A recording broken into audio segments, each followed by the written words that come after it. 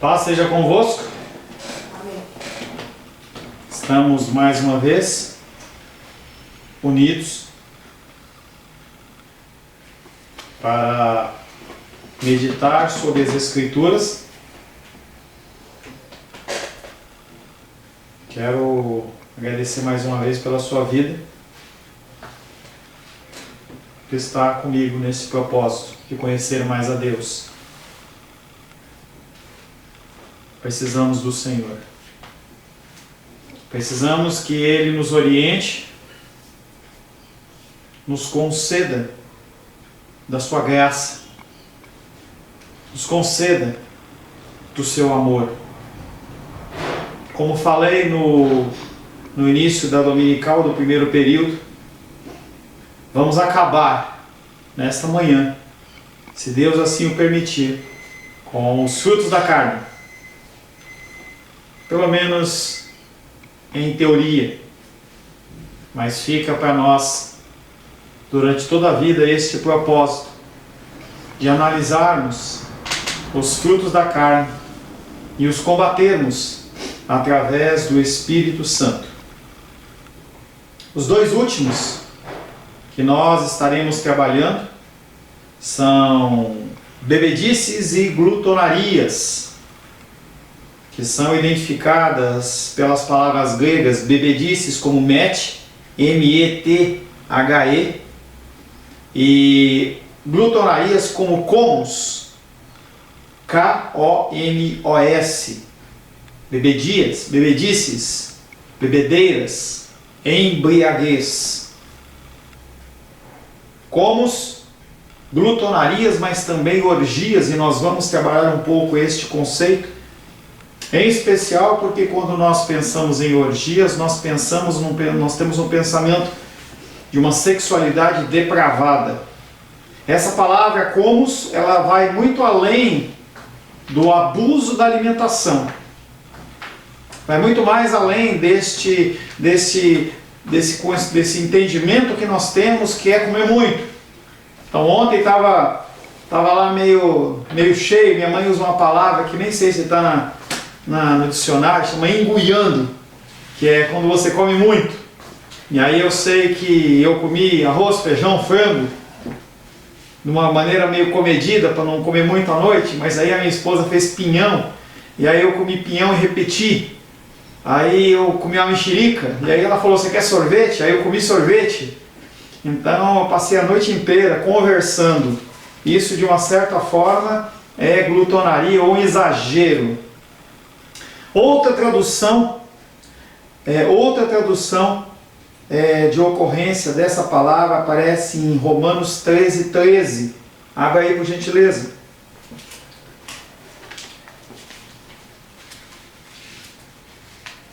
Romanos 13:13.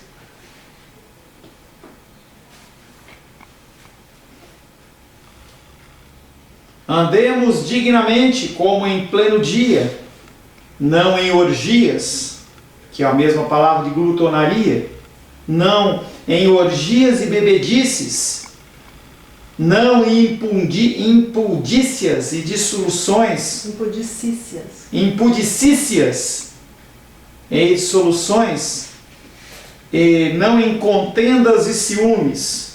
E aí essa palavra que se traduz em Gálatas capítulo 5, 19 em diante, como glutonarias, ele tem o sentido da sensualidade. Você viu que a mesma palavra, em textos diferentes, tem sinônimos, tem significados diferentes. É natural considerar essas duas palavras como um par, elas andam juntas. No único outro lugar em que ocorre esse texto que nós já lemos de Romanos 13:13, que elas aparecem juntas, mas agora com o nome de orgias e bebedices. E são duas coisas que os cristãos devem deixar de lado para sempre. E as outras, pastor, também. O fruto da carne, os frutos da carne, eles são apresentados para que nós possamos estabelecer nosso plano de combate.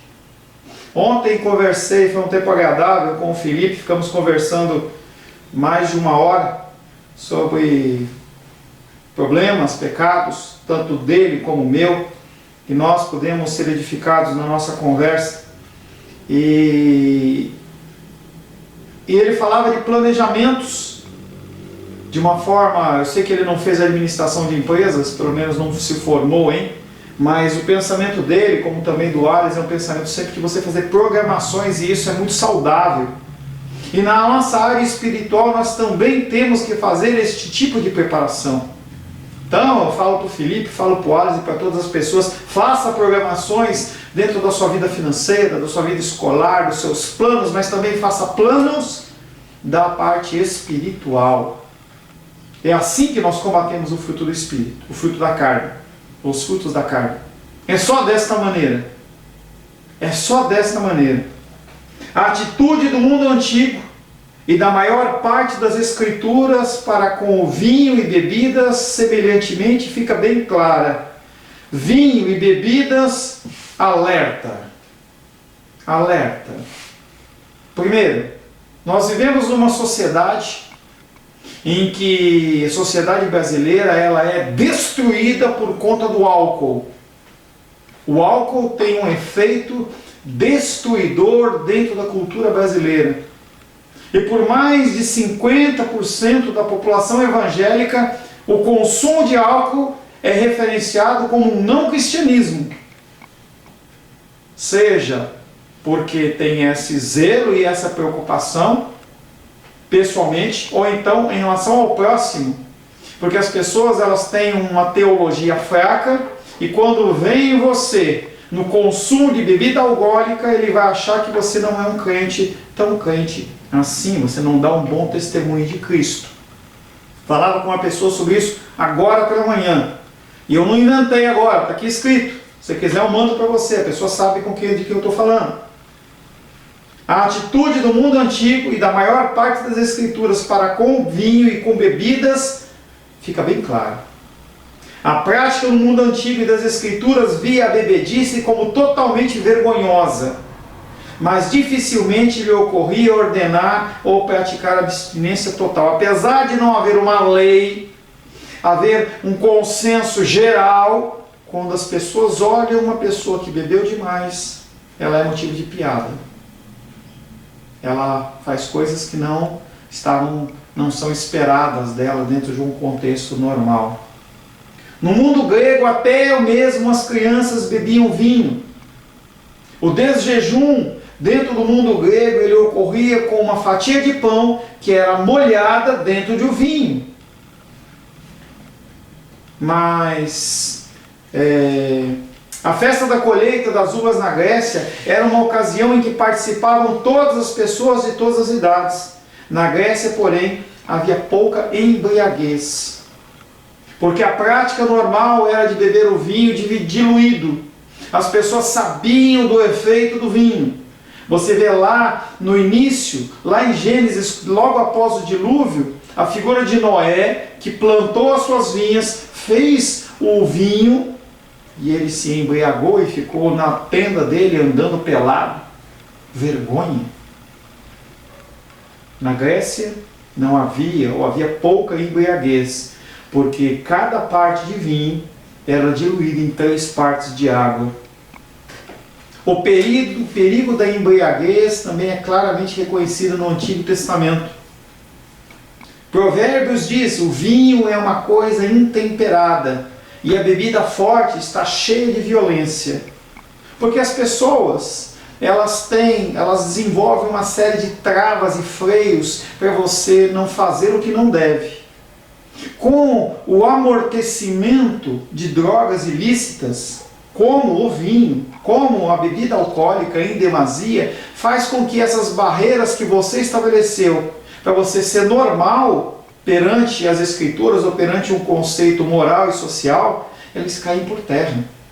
E a pessoa ela fala o que não deve. Ela faz o que não deve. Os profetas expressam a condição da nação, daqueles que cambaleiam por causa da bebida forte. Vamos ler, temos vários textos. Vamos ler Isaías 28:7. Abre aí por gentileza. Isaías é fácil você achar.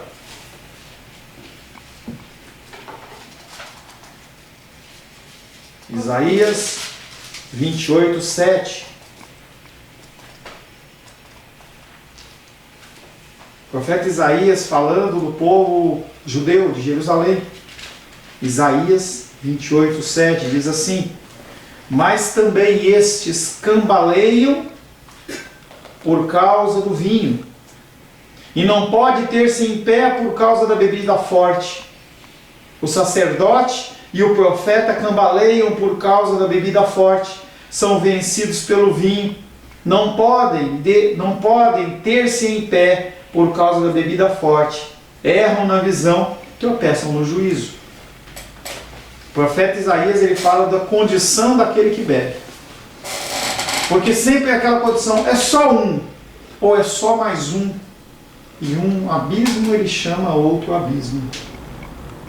Sabemos que Jesus não era alguém que abominava os prazeres, porque João pode contar, por exemplo, a história das bodas de Caná da Galileia, que está lá em João 2,11, em que Jesus ele transforma a água em vinho. Se encheu várias taças, você deve conhecer a história, em que no meio da festa, do casamento, o mestre Sala chega para a pessoa e fala assim: olha, o vinho não vai dar, não está no começo da festa, você calculou mal. E era uma grande vergonha para a família aquele tipo de situação. Maria, mãe de Jesus, vê aquela situação, fala com Jesus, fala: ó, faz tudo o que ele mandar. E Jesus, primeiramente, dá uma resposta dura com Maria, mas na sequência ele pede para que aqueles homens que eram os trabalhadores da festa, que encham talhas de 300, 400 litros cada uma, ele fala: enche de água até a boca. E ele transforma aquela água não é em suco de uva, não é em tangue, ele transforma em vinho alcoólico da melhor qualidade. Seus inimigos podiam lançar-lhe em rosto suas zombarias e calúnias, dizendo que ele era um glutão e bebedor de vinho. Você vê que a mesma alerta do apóstolo Paulo em Gálatas 5 a respeito de bebedices e glutonarias ou orgias é a mesma acusação que é feita com Jesus, em que ele fala: você é glutão e você é bebedor de vinho. E Jesus fala: João Batista, ele não bebia e não comia, vocês falavam mal dele. Eu como e bebo, e vocês falam mal de mim. É bem possível argumentar que a abstinência é um dever cristão. Se possível, não consuma bebida alcoólica. Não é um pecado mortal. Entenda que tem ambientes e ambientes. Você pode, dentro da sua casa, ter que querer tomar uma taça de vinho, ou num restaurante, não há problema. O problema é a aparência do mal. As pessoas, elas tiram fotos com a mesa cheia de latinhas de cerveja, com garrafa de uísque. Qual que é o exemplo que você vai dar para o próximo?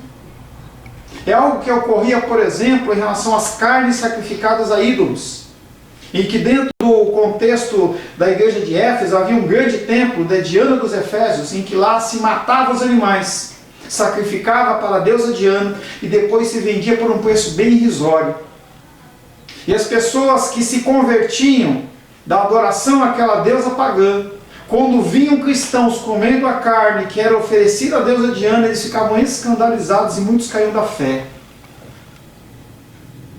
Jesus Cristo, ele não prega abstinência, mas você tem que tomar cuidado em relação ao consumo de bebidas alcoólicas. Deve ser argumentado com fundamento no grande princípio que Paulo formula 2 vezes.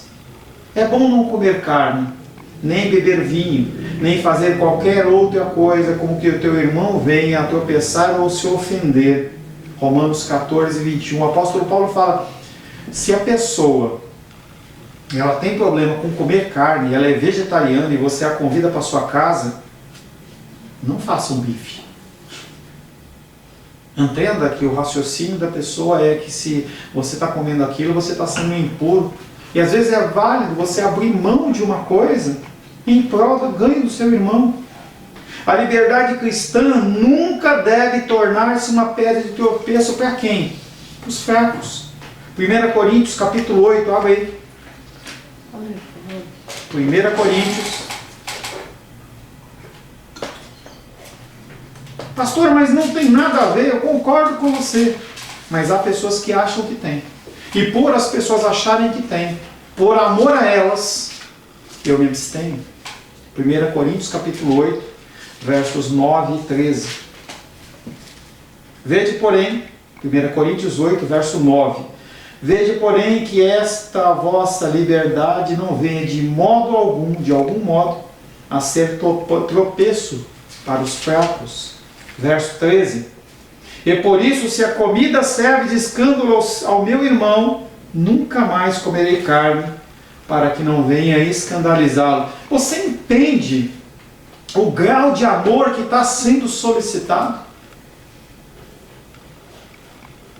O argumento não se pode basear em afirmações explícitas das Escrituras, mas somente no princípio de que não é certo alegar ter licença para se entregar a qualquer prazer que possa escandalizar a outra pessoa, e aí nós entramos no sentido literal dessa palavra que a gente traduz na nossa Bíblia de glutonarias, que é a palavra grega komos, K-O-M-O-S, que fala do excesso.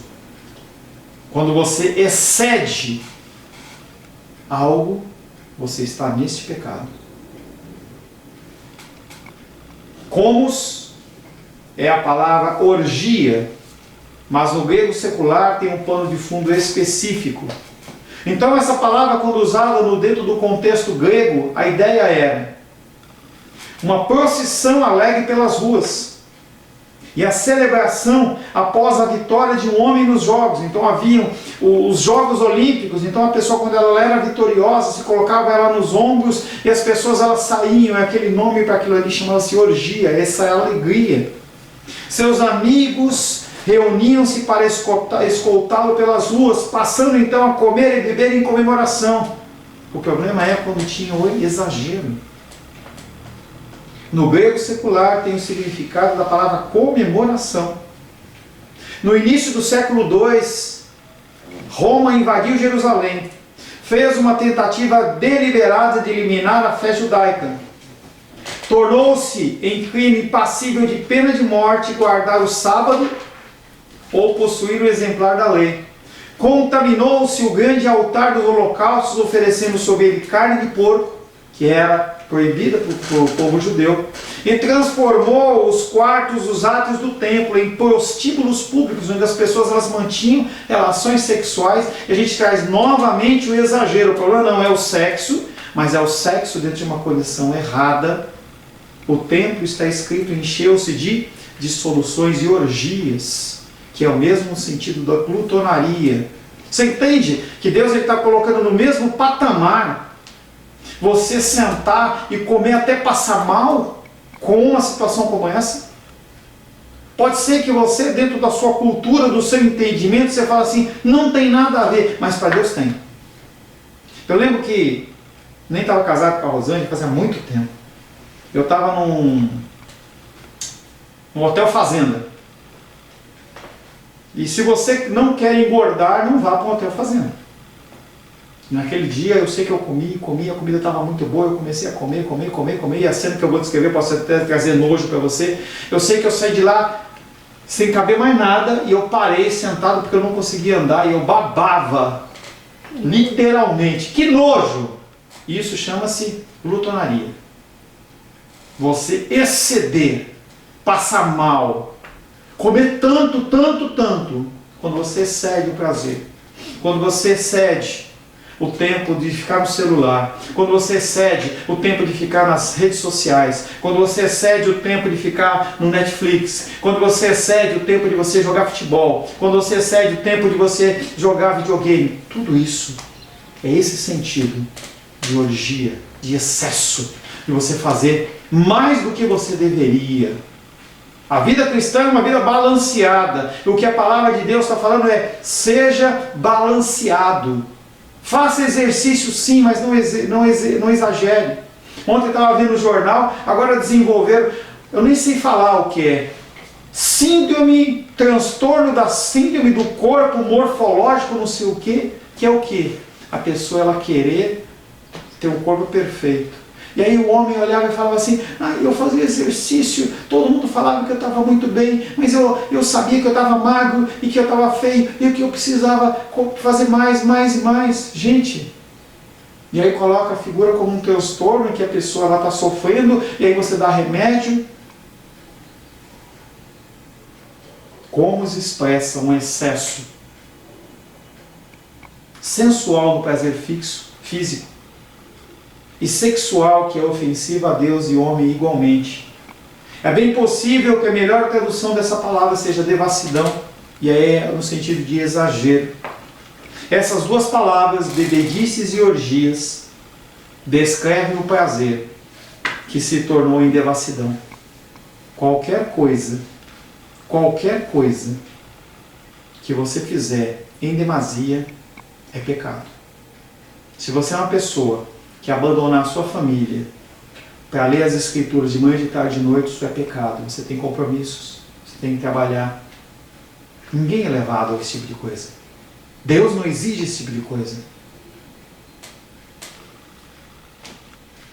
Há uma só maneira para o cristão evitar todos os prazeres desse tipo, e a gente pode falar todos os prazeres, todos os pecados. É simplesmente lembrando-se que está perpetuamente na presença de Cristo. Quando você estiver fazendo qualquer tipo de prática, qualquer que seja, Deus está presente? Já contei esse exemplo, vou contar de novo. Quem gosta que eu faço isso é minha esposa. Lá em São Paulo, vendo televisão, e eu estava numa época de batalha espiritual, e eu sabia o que nós iríamos ver. A Luísa nem era nascida.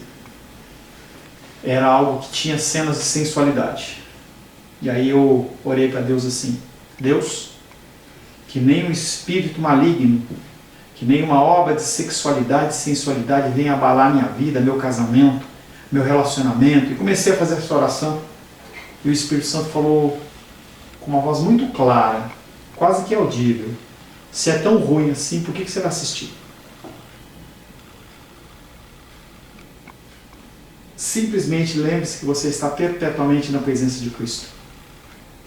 Quando você tiver para cometer qualquer desses pecados que nós tratamos aí esses domingos, esses frutos da carne, lembre-se que quem está na sua frente é o Deus vivo.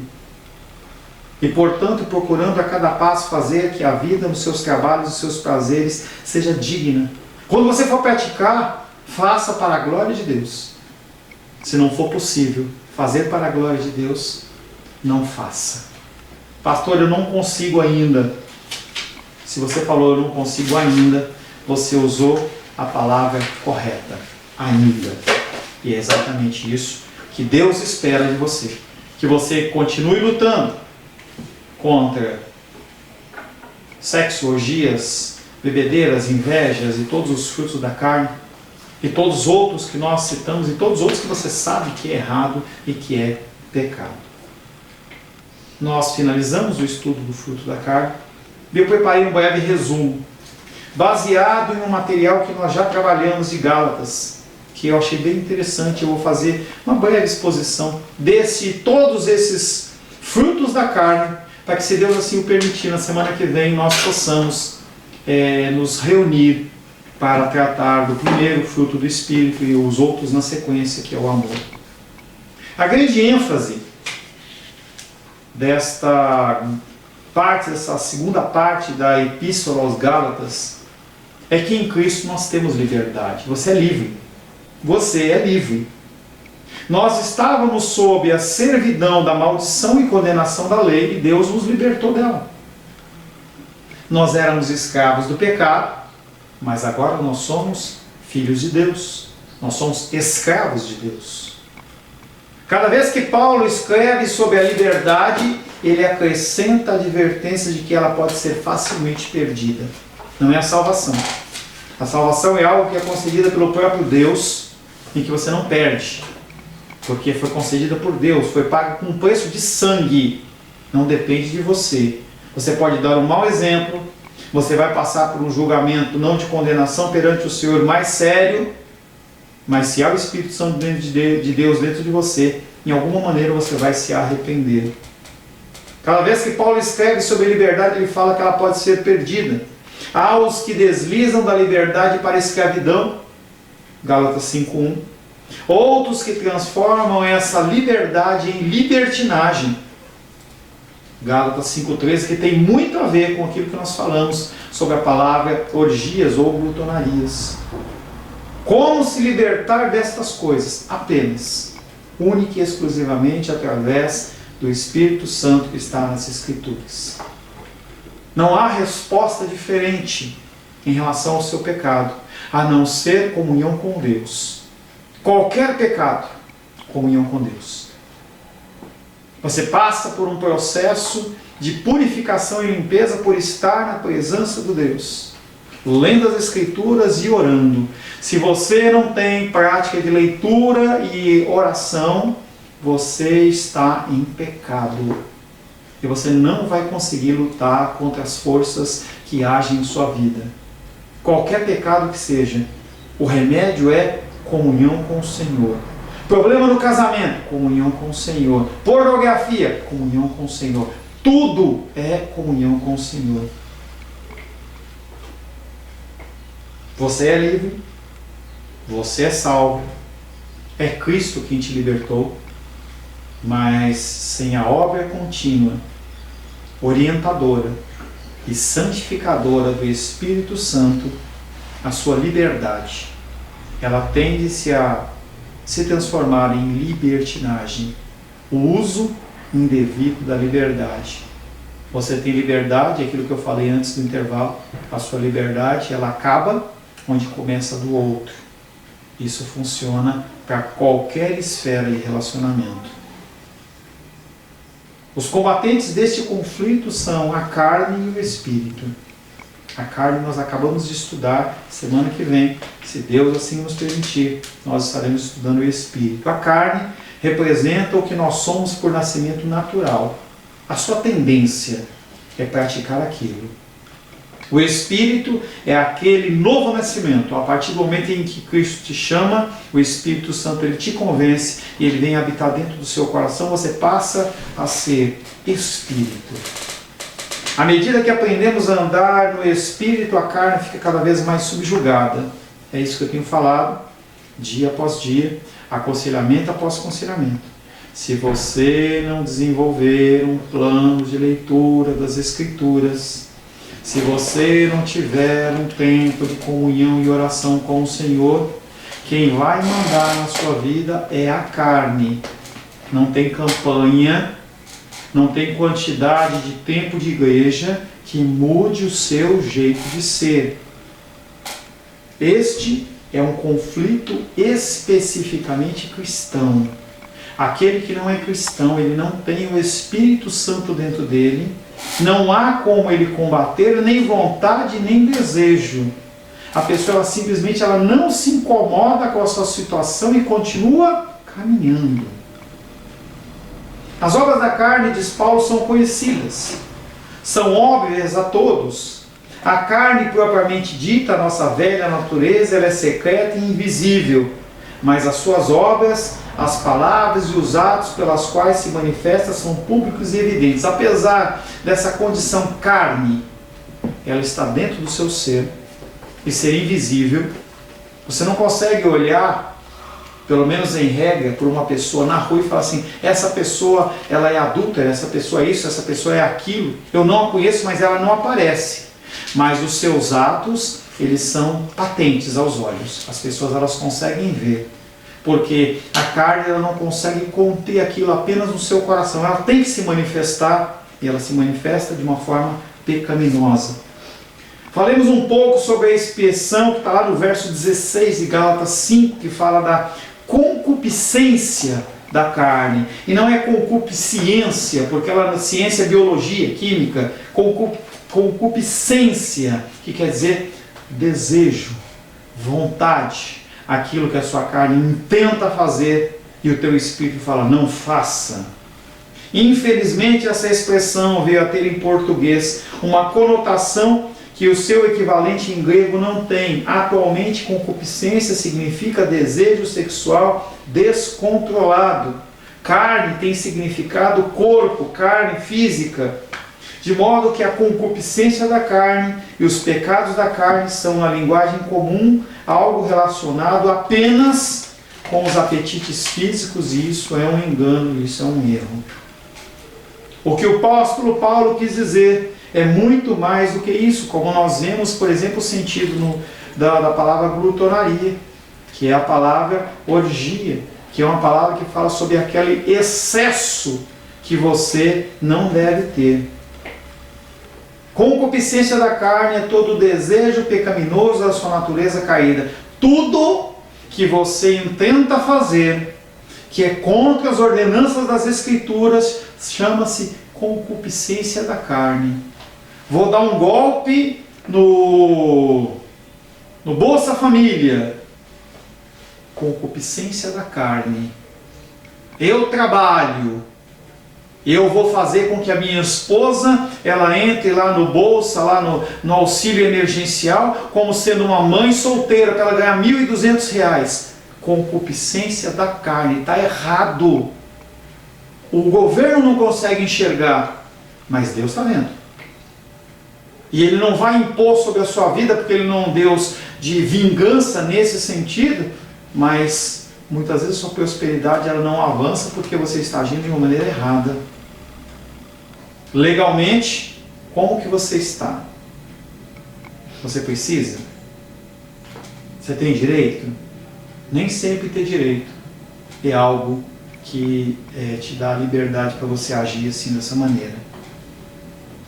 A lista do apóstolo Paulo, em Gálatas 5, 19 e diante, ela não é exaustiva. Exaustiva é o quê? Algo que limita. Então é só isso. Então o povo judeu muitas vezes ele olhava para os mandamentos e falava assim, se eu fizer isso está tudo certo. Jesus fala, não é só assim. Tanto que o apóstolo Paulo finaliza, e coisas semelhantes a estas. E no decorrer desses domingos nós vimos várias ocorrências de pecados, de frutos da carne que não estão alistados em Gálatas 5. Por isso que você tem que vigiar. Primeiro nós tratamos sobre a área do sexo.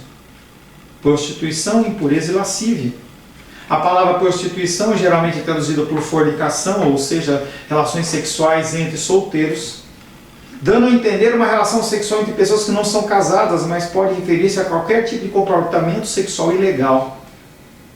Essas ideias que a mídia vende, adolescentes tendo relação sexual, tendo aqueles namoros picantes, aquela mulher que foi maltratada no casamento, depois ela encontra o seu príncipe encantado e sem estar casada, ela se relaciona, que lindo e maravilhoso. Todas as formas de amar, Deus fala que é pecado. Deus fala que é pecado. E muitas pessoas que estão ouvindo sabem que estão numa vida como essa. E hoje tentam consertar, mas é tão difícil. É tão difícil. Talvez a impureza pudesse ser traduzida por comportamento anormal. Anormal em relação ao quê? A palavra. Lascívia por indecência.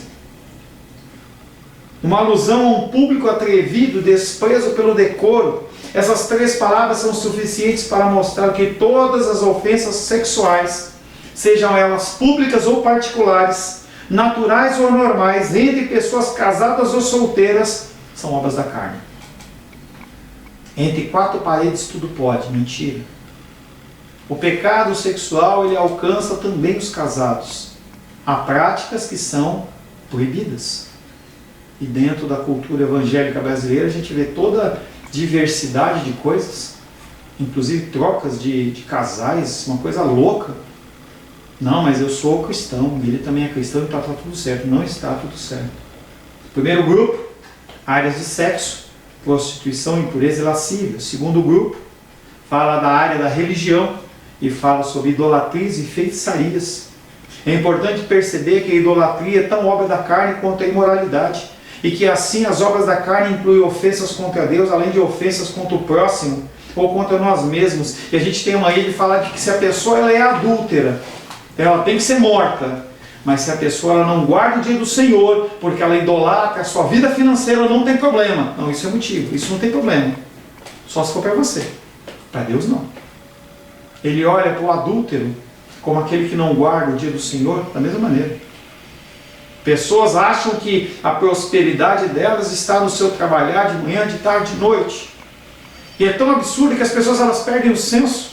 E eu recebo, eu ajudo lá na faculdade, lá onde eu dou aula, e as pessoas, quando foi 11 e pouco da noite, a pessoa mandou um boleto para mim, que tinha pago. E eu falei para a irmã, não há necessidade, são 23 horas.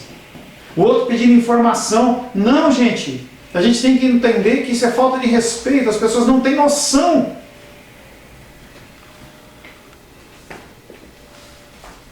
Se idolatria é um culto prestado a outros deuses, feitiçaria é o intercâmbio secreto com os poderes do mal. Nós temos o caso da idolatria, nós temos o caso da feitiçaria. Idolatria é você colocar você no lugar de Deus. Feitiçaria é você usar de elementos naturais para você tentar macular aquilo que é o natural. Terceiro lugar, nós temos a área social. Paulo nos dá agora 8 exemplos de colapso de relacionamentos pessoais, que em algumas versões se traduz por inimizades, brigas, ciúmes, acessos de raiva ou ira, ambição egoísta, desunião, paixão, partidarismo, invejas. É uma versão daquelas que nós já lemos, mas simplesmente trata sobre o pecado em relação ao próximo, que Jesus Cristo ele foi bem claro e falou assim: ame a Deus sobre todas as coisas e ao próximo como a ti mesmo. Se você amar o próximo como a ti mesmo, você não vai agir desta maneira que você age. Você não vai adulterar, você não vai roubar, você não vai mentir, você não vai fazer nada porque você não gostaria que fosse feito com você. As pessoas elas são muito condescendentes em relação ao seu pecado. Mas se a pessoa estivesse agindo contra você dessa maneira, você não agiria com tanta tranquilidade assim. Quarto lugar, nós tratamos sobre a área da alimentação. E nós falamos sobre bebedices e glutonarias, ou farras, ou exageros, devassidão. A esta lista das obras da carne no campo do sexo, da religião, da sociedade, da alimentação, Paulo acrescenta uma solene advertência. Eu não vou falar sobre bebedice e glutonarias, porque nós já falamos agora. Considerando que o reino de Deus é um reino de piedade, retidão e autocontrole, aqueles que satisfazem a carne serão excluídos dele. Se você é uma pessoa que vive para satisfazer a sua carne, Deus ele vai te honrar. Ele vai permitir que você fique aqui na terra, vivendo segundo a sua carne. Não é isso que você quer? Não é isso que você acha mais importante? Não é isso? Se é isso, viva assim. Talvez Deus te honre. E você passe a eternidade fazendo isso. Considerando que o reino de Deus é um reino de piedade, retidão e autocontrole, aqueles que satisfazem a carne serão excluídos dele, pois tais obras dão evidência que elas não estão em Cristo. Eu não estou dizendo que você que está lutando contra isso. Eu estou dizendo para você que está deixando rolar. Não, tudo bem, tranquilo. Tem pessoas que vivem nessa situação. Sabem que estão errados. Buscam aconselhamento e estão errados. São conscientes que estão errados. Leram que estão errados e continuam fazendo o quê? Praticando. Casais, namorados, pessoas que sabem que estão erradas e continuam fazendo. Cristo não está em você. A menos que você esteja incomodado, você esteja querendo mudar. Se você quer mudar, há uma saída para você. Se não, surge-se mais. Entendeu? Viva segundo você, segundo o seu coração. Se as pessoas não estão em Cristo, não são descendentes de Abraão. Se não são descendentes de Abraão, eles não são herdeiros da promessa. Se você não é herdeiro da promessa, viva a sua vida. Faça o que te agrada. Agora, se dentro de você alguma coisa ainda te incomoda, dizendo essa situação não está certa, não perca tempo. Antes que a carne te convença que não tem problema e te leve a cometer novamente o mesmo pecado, faça uma amputação radical. Não é para você cortar um membro do seu corpo, mas essa situação ela tem que se findar e agora. Você se convenceu que você está errado? Para com isso. Para com isso. Não dá oportunidade. Fuja da aparência do mal em qualquer dessas áreas. E todas as outras que o Senhor te constranger.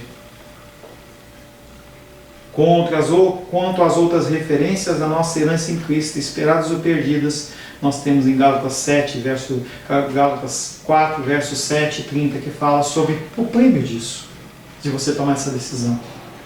Qual é o prêmio? Primeiro, uma vida aos pés do Senhor. Você vai ter paz no seu coração. Essa angústia, essa ansiedade, essa preocupação, ela...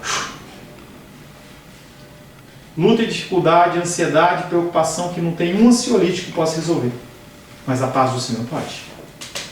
Finalizamos nesta manhã, segundo a graça do Senhor, um estudo um pouco mais aprofundado dos frutos da carne. Sheila mandou uma mensagem interessante para mim, e ela falava para mim sobre a diferença dos frutos da carne e do Espírito, e eu observei com ela o seguinte: frutos da carne, você pode, entre aspas, ter alguns. Fruto do Espírito, se você é filho, você tem todos, em maior medida ou menos medida. E isso é uma bênção de Deus. Imagina se você tivesse todos os frutos da carne na sua vida. Que corpo iria resistir isso e não iria sucumbir a isso? Mas em outra medida o Senhor lhe derrama do fruto do Espírito, que é composto de alguns gomos, eu digo assim, de partes, que nós vamos começar a estudar na semana que vem. O primeiro deles é o amor. O amor que é cantado em canções, mas que é pouco vivido na prática. Oremos. Senhor, em nome de Jesus, quero colocar na Tua presença para que esse estudo do fruto da carne, frutos da carne, e coisas semelhantes a essa, que nós temos contato todos os dias, Pai, nos expomos. É uma luta constante, que o próprio Deus diz que será até a segunda volta de Cristo, ou se nós morrermos. Até lá, Pai, nós teremos conflitos na nossa vida, mas que nós possamos decidir, Pai, abrir mão daquilo que te entristece, daquilo que apaga o Teu Espírito em nós. Que nós possamos, Pai, ser mais gratos, que nós possamos olhar para os Seus benefícios, que nós reclamemos sim com o Senhor das situações que nós passamos, mas que também nós saibamos reconhecer a Tua mão poderosa e graciosa sobre as nossas vidas. Entrego a minha vida, a vida dos meus irmãos e das minhas irmãs, que possam ser constrangidos pelo Teu Espírito a se conformarem ao Teu Filho amado Jesus Cristo. Oro em nome de Jesus. Amém. Graças a Deus.